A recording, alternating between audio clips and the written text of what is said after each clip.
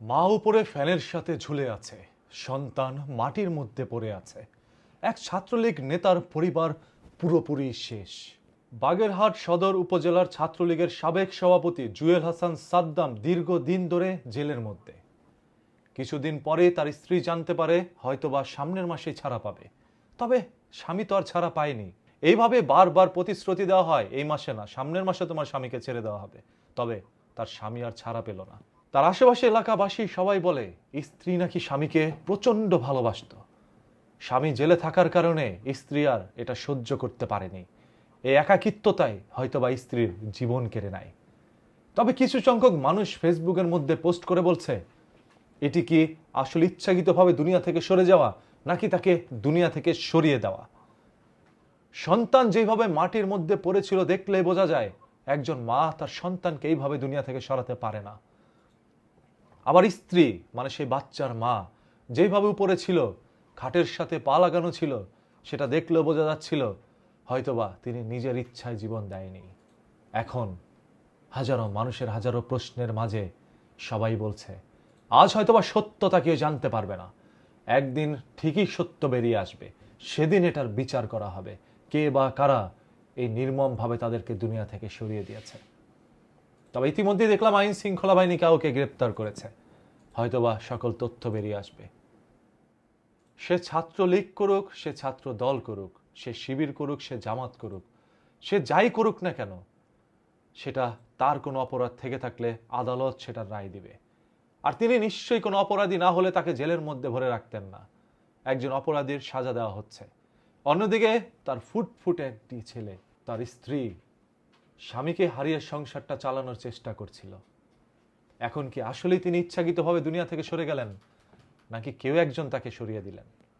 খুবই দুঃখজনক বিষয়টা ভাই। আমরা এরকম কোনো দৃশ্য নতুন এই স্বাধীন বাংলাদেশে দেখতে চাই নাই। 24শে জুলাই আন্দোলনের পরে আমরা চেয়েছিলাম এক নতুন বাংলাদেশ, যেখানে এরকম কারো জীবন যাবে না। কেউ ক্ষমতার উৎস, কেউ ক্ষমতার জন্যে এইভাবে মানুষের জীবন কেড়ে নিবে না। আরো 2-3 দিন আগে থেকেই ফেসবুকের মধ্যে সবাই এটা পোস্ট করে যাচ্ছিল। সবাই শুধু বলছিল এটার বিচার একদিন হবে, একদিন হবে, এখন হবে না, কি হয়েছে আমরা সবই জানি। আপনারা যদি আসলে সত্য জেনে থাকেন, কি হয়েছে না হয়েছে, আপনারা সেটা জানান এবং প্রমাণ দেন, আইন শৃঙ্খলা বাহিনীকে সাহায্য করেন। বিচার পরে কেন, বিচার এখনই হবে যদি আপনারা সাহায্য করতে পারেন। যে যার যার জায়গা থেকে প্রমাণ খুঁটিয়ে আনার চেষ্টা করেন এবং আইন শৃঙ্খলা বাহিনীকে সহযোগিতা করেন। আমাদের দেশে যেন এই ধরনের কোনো কর্মকাণ্ড আর না ঘটে, সেদিকে সবাই সতর্ক থাকেন। সবাই চোখ কান খোলা রাখেন যে আপনার বাড়ির পাশে, আপনার ঘরের পাশে কোনো সমস্যা হচ্ছে কিনা। সমস্যা হলে এগিয়ে যান, 999-এ ফোন দিয়ে আইন শৃঙ্খলা বাহিনীর সহায়তা নেন। আপনি ভাই আওয়ামী লীগ করেন, সেটা একান্ত আপনার ব্যক্তিগত বিষয়, আপনি করতেই পারেন। বাংলাদেশের অসংখ্য মানুষ যারা আওয়ামী লীগ করে, ম্যাক্সিমাম যারা ইয়াং জেনারেশন, এরা জন্মের পর থেকে কিন্তু শেখ হাসিনা সরকারকে দেখেছে, এরা জন্মের পর থেকে আওয়ামী লীগ সরকারকে দেখেছে।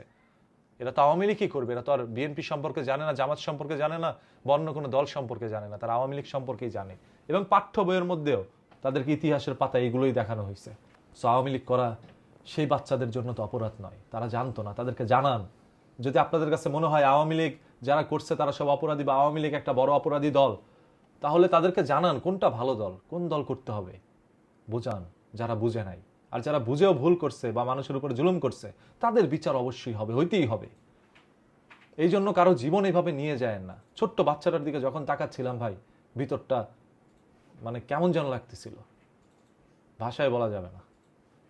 অপরাধী যে তার সাজা দেন, নির্দোষ অসহায় মানুষগুলোর জীবন নিয়েন না।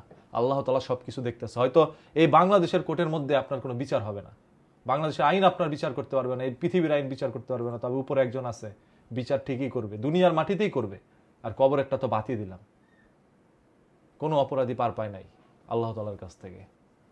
সবাই ভালো থাকেন, চোখ কান খোলা রাখেন, সতর্ক থাকেন।